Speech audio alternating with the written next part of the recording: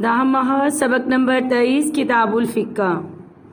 बिस्मिल्लाहिर्रहमानिर्रहीम। रब्बिश्रह ली सदरी व यस्सिर ली अमरी वहलुल उक़दतम मिन लिसानी यफ़क़हू क़ौली। Rabbi ज़िदनी इल्मा rabbi ज़िदनी इल्मा rabbi ज़िदनी इल्मा। अल्लाहुम्मा सल्लि अला मुहम्मदिन नबिय्यिल उम्मी व आलिहि वसल्लिम तस्लीमा। अस्सलामु अलैकुम व रहमतुल्लाहि व बरकातुहू। बेटा कैसी हैं आप सब? खैरियत से हैं? अल्लाह ताला आपको हमेशा खैर आफियत से रखे। बेटा आज हमने पढ़ना है ज़कात की फ़र्ज़ियत और अहमियत। इससे पहले वाले सबक में हमने सदका फ़ित्र के बारे में पढ़ा था कि सदका फ़ित्र हर बालिग मुसलमान पर क्या है, वाजिब है, जो साहिबे निसाब हो, लेकिन उस पर साल का गुजरना शर्त नहीं था। तो ज़कात की आप फ़र्ज़ियत और अहमियत हम देख लेते हैं।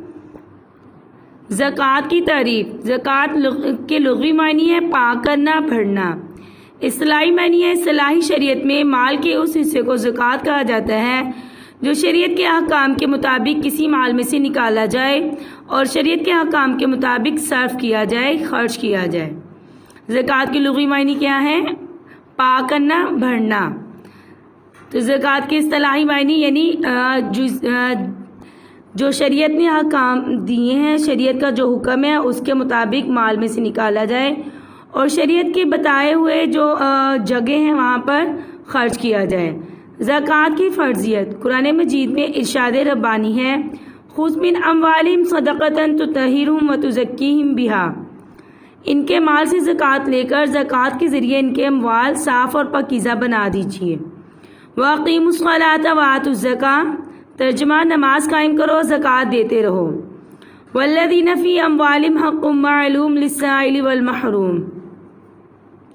और ये वो लोग हैं जिनके मालों में हाजतमंदों और नादारों के लिए मालूम और मुकर्रर हक़ है।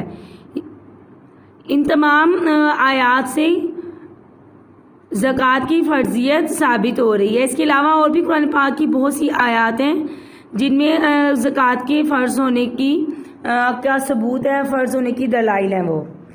इस तरह ज़कात की अहमियत ज़कात की फ़र्ज़ियत कुरान अहादीस से भी साबित है। जैसे कि आपने ये हदीस पढ़ी हुई है, बुनियल इस्लामु अला खम्सिन शहादती अल्ला इलाहा इल्लल्लाह व अन्ना मुहम्मदन अब्दुहु व रसूलुहु व इक़ामिस सलाति व इताइज़ ज़काति व हज्जिल बैति व सौमी रमज़ान। तो इस हदीस में भी ज़कात को इस्लाम का रुकन कहा गया है, उसकी अदायगी को लाजमी करार दिया गया। ज़कात की अहमियत और फ़ायदे। दुनिया में कोई मज़हब ऐसा नहीं जिसने मुहताजों की इआनत और इंसानियत की खिदमत की तलकीन ना की हो और इसे इबादत का लाजमी जुज़ करार ना दिया हो, लेकिन ये खसूसियत से इस्लाम की है कि वो इतने ही पर काने नहीं है, यानी से इतना कह देने पर इक्तिफा नहीं किया, इसको इतना काफ़ी नहीं समझ लिया, बल्कि हर साहब इस्तात पर एक ख़ास हिस्सा मुकर्रर किया जो उसे अपनी तमाम आमदनी का हिसाब करके साल ब साल अदा करना है। यानी हर साल उसने उतना हिस्सा जितना शरीयत ने उस पर मुकर्रर कर दिया है उसको हर साल अदा करना ज़रूरी है। फिर चाहे इसे इतनी अहमियत दी कि अमाल में नमाज के बाद ज़कात का दर्जा मुकर्रर हुआ। यानी जैसे जहाँ नमाज का जिक्र आता है उसके साथ ही ज़कात का जिक्र आता है। ज़कात नमाज की अहमियत के साथ ही नमाज के बाद जो दूसरा अहम रुकन है वो ज़कात है। ज़कात देने से माल में बरकत। ज़कात माली इबादत है और ज़कात देने से माल की हिफाजत होती है और माल मज़ीद बढ़ता है, जैसे कि कुरान करीम में अल्लाह पाक का इरशाद है, यमहक़ुल्लाहु रिबा व युर्बिस सदक़ात। अल्लाह ताला सूद को मिटाता है और सदक़ात को बढ़ाता है, यानी सदक़ात वाले माल को बढ़ाता है। यानी जो अल्लाह ताला की राह में खर्च किया जाए माल, उसका जो सवाब है वो अल्लाह के यहाँ बढ़ा हुआ मिलता है, बढ़ा चढ़ा कर अल्लाह ताला उसका सवाब देते हैं। ज़कात का हुक्म पिछली शरीयतों में भी, यानी जिस तरह नमाज के हमने पढ़ा था कि नमाज पिछली जो शरीयत थी, पिछली उम्मतें थी, उनमें भी नमाज फ़र्ज़ थी, इसी तरह जो ज़कात है ये भी पिछली शरीयत जो जितनी भी शरीयतें गुजरी हैं उन सब में ज़कात भी क्या रही है, फ़र्ज़ रही है। अल्लाह ताला का इरशाद है, वअौहैना इलैहिम फ़िअलल खैराति व इक़ामस सलाति व इताज़ ज़काति व कानू लना आबिदीन। और हमने इनको हुक्म भेजा कि करने का ख़ास कि नेकियों के करने का ख़ास کر کے نماز قائم کرنے اور زکوٰۃ دینے اور ہمارے عبادت گزار بندے تھے. یعنی اللہ نے ان کو حکم بھیجا کہ نیکیوں کے کرنے کا، یعنی نماز پڑھنے اور زکوٰۃ دینے کا، اور وہ ہمارے کیا تھے؟ عبادت گزار بندے تھے. تو اس آیت میں گزشتہ جو امتیں تھیں ان پر بھی جو زکوٰۃ تھی وہ فرض کی گئی. اس آیت میں اس کا بتایا جا رہا ہے. زکوٰۃ ادا نہ کرنے پر وعید، یعنی اگر مال ہوتے ہوئے بھی کوئی زکوٰۃ ادا نہ کرے تو اس پر سخت وعید ہے. زکوٰۃ ایمان کی نشانی اور سلطنت کے استحکام، انسانی فلاح، اسلامی تہذیب و تمدن کی بقا اور ترقی کے لیے سب سے بڑا سبب ہے. اس لیے زکوٰۃ ادا نہ کرنے پر قرآن پاک نے بڑی وعید سنائی ہے. اللہ پاک کا ارشاد ہے والذین یکنزون الذھب والفضة ولا ينفقونها في سبيل الله فبشرهم بعذاب أليم یوم یحمى علیہا فی نار جہنم فتکوی بها جباہهم وجنوبهم وظہورهم ھذا ما کنزتم لأنفسکم فذوقوا ما کنتم تکنزون. کا ترجمہ ہم دیکھ لیتے ہیں. جو لوگ سونا چاندی جمع کر کے رکھتے ہیں اور اسے اللہ کی راہ میں خرچ نہیں کرتے، سو آپ ان کو ایک بڑی دردناک سزا کی خبر سنا دیجئے جو اس روز واقعہ ہوگی جب اس کا مال ہوگا سونا چاندی کو دوزخ کی آگ میں تپایا جائے گا، گرم کر لیا جائے گا، اور اس سے ان لوگوں کی پیشانیوں کو اور ان کی کروٹوں اور ان کی پشتوں کو داغ دیا جائے گا. یعنی وہ گرم کر کے ان کا سونا چاندی جب وہ صحیح بالکل اچھی طرح گرم ہو جائے گا تو پھر وہ ان کی پیشانیوں پر، ان کی کروٹوں اور پشتوں پر لگایا جائے گا، اور یہ کہہ دیا جائے گا کہ یہ وہ مال ہے جس کو تم اپنے واسطے جمع کر کے رکھا کرتے تھے، بس اپنے مال جمع کرنے کا مزہ آپ چکھو. تو اس کی یعنی مال جمع کرنا اور اللہ کی راہ میں خرچ نہ کرنا، اس کو سنبھال کر رکھنا، اس کا آخر میں کیا وہی مال جو ہے اس کو ایک سزا کے طور پر، ایک عذاب کے طور پر اس کے سامنے پیش کیا جائے گا اور وہی اس کے لیے وبال بن جائے گا. زکوٰۃ کس پر واجب ہے؟ زکوٰۃ واجب ہونے کے لیے چند شرائط ہیں. اگر یہ شرائط پائی جائیں تو اس شخص پر اپنے مال سے زکوٰۃ دینا واجب ہوگا. اگر ان میں سے کوئی ایک شرط بھی نہ ہو تو زکوٰۃ واجب نہیں ہوگی.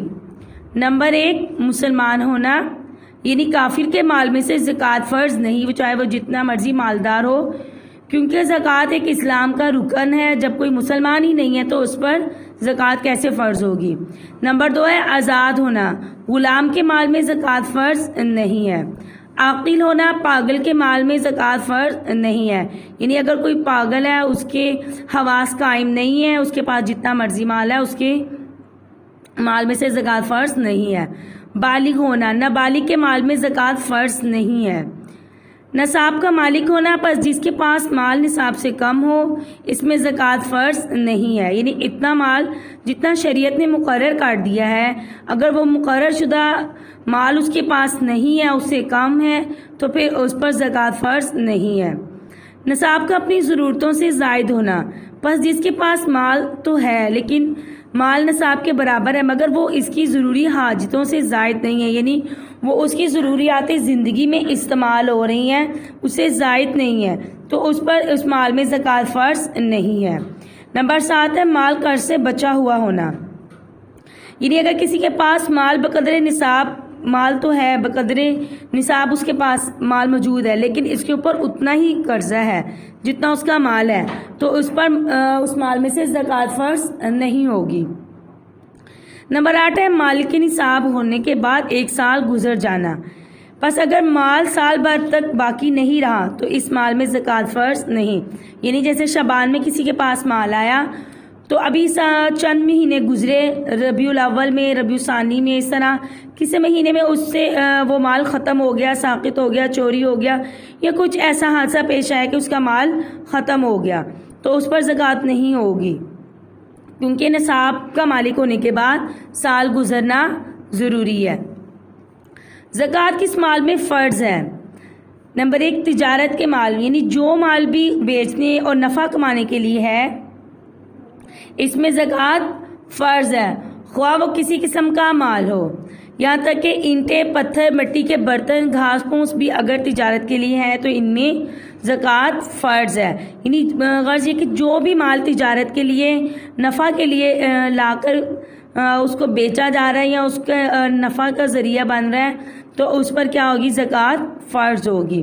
نمبر 2، سونے اور چاندی میں، سونے اور چاندی سے بنی ہوئی تمام چیزوں مثلاً زیور، گوٹا، سونے چاندی کے آرائشی سامان اور سونے چاندی کے برتن، غرض یعنی جو بھی چیز سونے چاندی کی بنی ہے ان سب میں کیا ہے؟ زکوٰۃ فرض ہے۔ نمبر 4 ہے کرنسی یعنی سرکاری نوٹوں، سرکاری نوٹوں پر بھی کیا ہوگی؟ زکوٰۃ فرض ہے۔ تو یہ آج ہم نے زکوٰۃ کی فرضیت اور اس کی چند اس کے بارے میں ہم نے مسائل پڑھے ہیں۔ انشاءاللہ اگلے سبق میں ہم زکوٰۃ کا نصاب اور مصارف زکوٰۃ پڑھیں گے، تو آپ نے اس کو اچھی طرح یاد کر لینا ہے اور دعا میں یاد رکھیے گا۔ اللہ حافظ، السلام علیکم، فی امان اللہ۔